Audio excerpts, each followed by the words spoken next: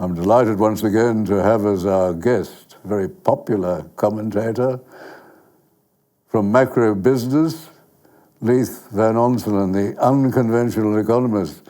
Leith, you are warning that we're in a very long recession, a record recession, and it's going to go on much longer. That's right, David. Thanks for having me again. Yes, as viewers may realise, Australia is currently experiencing the longest per capita recession in the nation's recorded history. So what that means is the overall economy is growing slightly, very, very slowly. But because we have this extreme population growth, once you strip that out, the economy, per person, has actually shrunk for 6 consecutive quarters and 7 of the last 8 quarters. And that's the longest continuous decline in Australia's per capita growth in recorded history. And this year, this week, I should say, the International Monetary Fund released its latest World Economic Outlook. And it actually downgraded Australia's growth for this year down to 1.2% for 2024.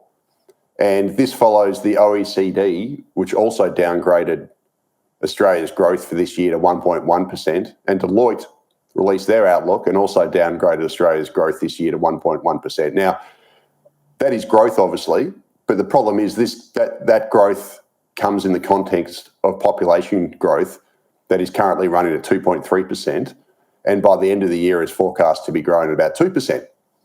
So what that means is that Australia's economy is going to continue to shrink in per capita terms well into next year. And it could end up being that Australia's economy experiences a per capita recession of up to 10 consecutive quarters. So we're already at 6. And if this runs for another 4 quarters, which these projections, seem to say will happen, Australia could experience 10 consecutive quarters of per capita GDP decline, which is absolutely unprecedented. And the problem is, David, is I can't really see Australia getting out of this over the longer term. So we'll obviously come out of a per capita recession, and we will start recording growth as immigration falls, interest rates are cut, those sorts of things. But the problem with the Australian economy is that we are sort of on a low growth future because our productivity is woeful. Australia's economy is now being swallowed up by government-type jobs. So not necessarily in the public service, but things that are government-funded. So these are government-aligned jobs. And we're seeing that most notably with the National Disability Insurance Scheme, which is growing at a rate of around 20% per annum in cost. And it's actually creating almost all of the jobs growth in the Australian economy. So some interesting data was released today by an excellent economist named Alex Joyner at IMF Investors.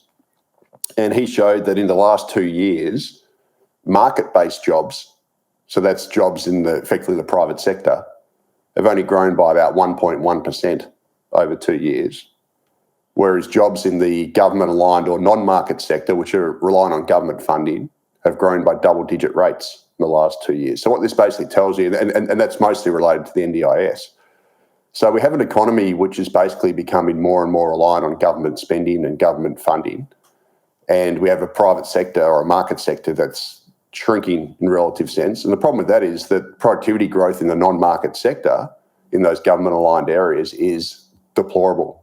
It's way worse than the market sector. And this basically tells you that the Australian economy is going to be on a low growth future and a low productivity future, which means that our per capita growth is going to remain stunted for the foreseeable future, possibly another decade or so, while these policy settings are in place. That's a very long period of time, isn't it? It is. It doesn't mean we'll have a per capita recession. We will get some growth once we come out of this, this period that we're in. But it just means that we're going to have a very low growth, low productivity future, whereby material living standards, as measured by GDP per capita, are going to be growing very, very slowly and much worse than they have in the past. And then I'll add, though, that GDP per capita is only one measure, and it's a very narrow measure of well-being. When you actually put other measures in there like traffic congestion and your quality of housing and all those sorts of things that are more related to population growth and things like that, I'd argue that Australia's living standards are actually going to fall over the period ahead, because we're going to have low growth in material living standards through GDP per capita, incomes, those sorts of things, at the same time as these other measures that aren't captured in the aggregate economic statistics, like your amenity, your quality of life, how long you spend in traffic, the quality of housing, etc., are all going to worsen under Australia's current economic model. At the same time, the governments are all talking about housing. They're all speaking, both the state and federal. They're both suggesting that they have a solution for housing, and your investigations of these matters does not seem to believe that these are the solutions which will solve the problems of Australians. That's right. So as viewers probably recognise, the Albanese government set a target of building 1.2 million homes over 5 years. That's 240,000 homes a year, or 20,000 homes a month. Now, we are nowhere near that level. So the latest dwelling commencements data, so that's data on homes that are under construction, is running about a third below the Albanese government's target. It's just under 160,000 a year, so it's not nearly enough. And the solution to this, put forward by the Victorian government, the New South Wales government, is basically to build a whole bunch of high-rise apartments in existing suburbs. Now, the problem with that solution is that the property analyst firm Charter Check Kramer has come out this week, and they've said that basically developers can't build apartments for profit because the costs over the pandemic have risen by about 40%. So it costs a lot more to build apartments now. And as a result, in order for apartments to be profitable to build, they need to rise significantly. So Charter Check Kramer said that apartment prices for established apartments, so those are the ones that are already built, need to rise by 15%. And new apartment prices need to rise by about 30% just to make it profitable for builders to build. Now, obviously, if you increase the cost of apartments significantly, well, then people aren't going to be able to afford them, and they're not going to want to buy those apartments. And another developer named Max Schiffman has also thrown cold water on their high-rise solution, saying that Australian buyers just simply don't want to buy them. So a Westpac survey came out a few months ago, and it showed that nearly 80% of Australians want to live in an attached house and they don't want to buy an apartment. And Max Schiffman also argued that that basically apartment prices need to rise significantly to make it actually profitable to be able to build these apartments. So we're sort of caught in a perfect storm here.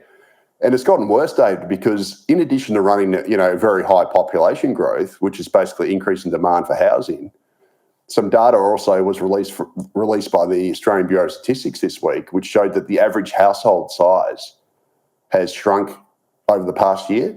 So the number of people per dwelling shrunk to a 19-year low of just 2.49 this financial year. Now, the reason why that's important is that implies that the shrinkage in average household size implies that Australia needed an additional nearly 66,000 homes just from the shrinkage in household size. And that is 1/3 of the homes that we actually built last year.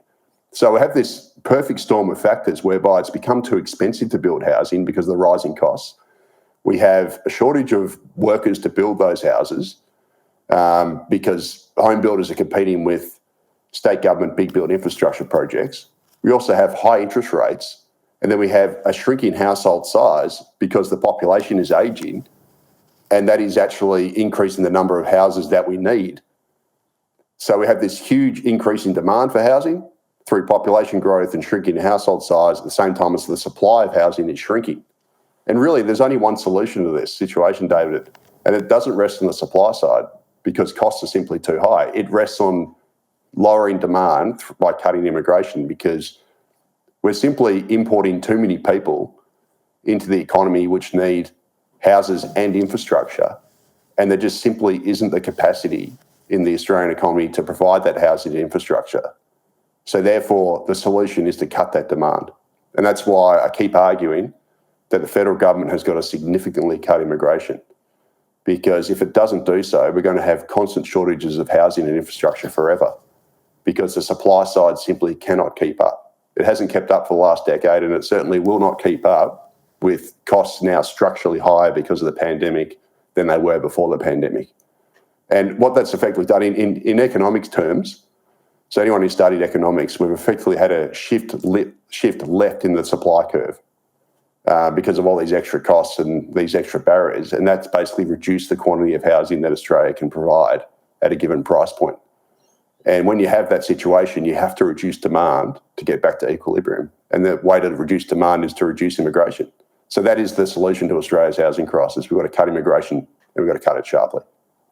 There was a time, not so many years ago, when a large number of immigrants were pretty obvious around the cities, and I remember there seemed to be a large number of Irish immigrants, quite often working in the construction industry, but they all seem to have disappeared, and they seem to be replaced by international students and Uber drivers. That's a fair point, and I'm actually, my mum's Irish, so it's funny you say the Irish, but that's a fair point. So the data actually shows that new migrants are less inclined to work in construction than the Australian-born population. So effectively, we're running a immigration program that's basically increasing the demand for housing and infrastructure significantly, directly, obviously, at the same time as the people that we're importing are less likely to work in construction and are working in other areas. So that's reducing our capacity to build the housing infrastructure for the people that are coming in. So we're in a bit of a catch-22, a vicious circle at the moment, whereby we keep importing people, yet that's increasing demand for housing infrastructure, but those people that are coming in are not working in the areas to build that housing infrastructure. Therefore, housing infrastructure continues to get worse. And so we have a broken migration system that, A, is simply far too big to be sustained, but it's also not providing Australia with the skills it needs to solve this problem. I remember reading that one of the problems that the Irish government had was the attempts, I think, by the European community to take away its capacity to offer competitive income tax, which is something which the Irish economy does very well. But when I looked at the per capita GDP of the Irish, Ireland is now a very wealthy country. Ireland was not once a wealthy country. It is now, I would say, in the top tier of wealthy countries in the world, which suggests that the Irish government must be doing something right. Yeah, maybe. And we do the exact opposite here. So as I mentioned, I think last time, we overtax workers.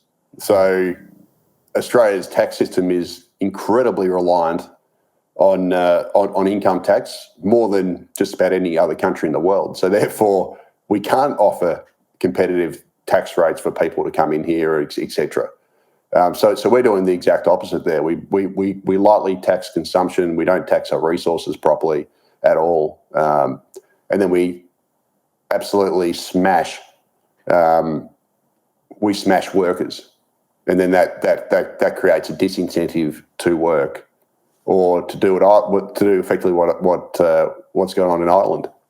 You didn't seem to be very impressed by the high-rise plan announced by the Victorian government. Oh, no, I think it's terrible. And it was very opportune, the way the Victorian government announced it. So just for reference, we have local government elections down in Melbourne. We had them last weekend. And effectively, and it's done by postal vote. So effectively, the local governments are in caretaker mode and they're not allowed to comment on these sorts of things. So the Victorian government used that as a way to then announce its high-rise plan, because it knew that it could do it now without getting any opposition from the local governments. So it was very sneaky. And as a result, it's basically had zero pushback in the media from local governments because they're in caretaker mode. The Victorian government also was sneaky to announce that in Brighton, which is like a wealthy, beachside suburb. It'd be like doing it in Vaucluse, if you're in Sydney. And by doing that, any opposition they could then paint as rich, NIMBY, whingers. they also did it in Brighton because the opposition leader in Victoria actually lives in Brighton. So it was a way to sort of wedge the opposition to just use the NIMBY argument. At the same time as they also announced at the same time as the local governments are in caretaker mode and they couldn't react to it. So it was pretty sneaky. And look, it's a stupid policy. Basically, the Victorian government wants to scapegoat NIMBYs for the housing crisis when really it should be attacking excessive migration, because that is the underlying driver that will force everybody to live in high-rise apartments. Because I've said it before, Melbourne's population at the turn of the century in 2000 was 3.5 million. By 2056, it is projected to be 9 million. So it took Melbourne 170 years to get to 3.5 million, and then it's supposed to add another 5.5 million people in just 56 years. That there, David, is the reason why we have this debate over high-rises, because the federal government is just fire hosing in unbelievable numbers of people into Melbourne through immigration, and that they obviously need to live somewhere. And when you're going to grow the population so aggressively through immigration, well, then obviously it's going to go the path of least resistance, which is high-rise apartments. And effectively, that is the underlying driver to all this. And the same thing's happening in Sydney. Sydney's population was under 4 million at the turn of the century. It's supposed to be about 8.5 million by 2060.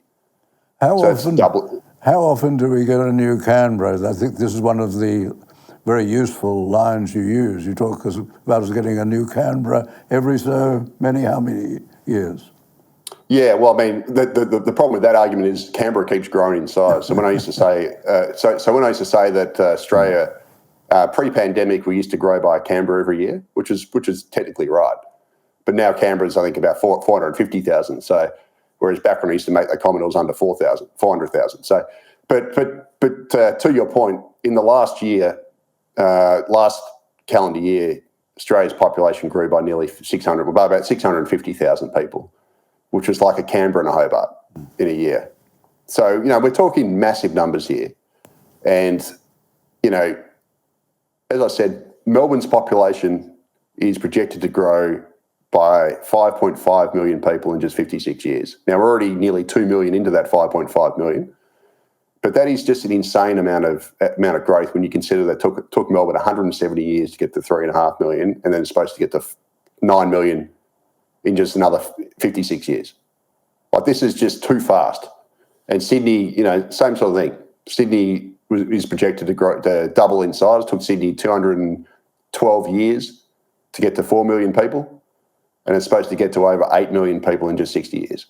Now, this is the fundamental reason why we're having all this debate over the high-rise. If the federal government keeps fire hosing in so many people, hundreds of thousands of people every year into Australia's cities, and they predominantly come to Sydney and Melbourne, well, then obviously people are going to be forced to live in high-rise shoeboxes. That is the future that we're facing here. There's no way around it. And if you don't like it, if you don't like that future and you don't think that's a good future, you need to basically get on the email, etc., to your politicians and demand that immigration be cut. Because if we don't cut it, this is the future. It's as simple as that. You cannot grow our capital cities by millions of people over, decades without them having to live in shoebox apartments. Leith, because they have to live somewhere. That's very wise advice, and it's only through political pressure that we can get sensible policy. Leith, thank you so much for all of this work that you're doing. You're bringing to us an understanding of the realisms of economic progress or lack of progress in Australia. Thank you once again from macrobusiness.com.au. Thank you, Leith. Thanks, David. Thank you.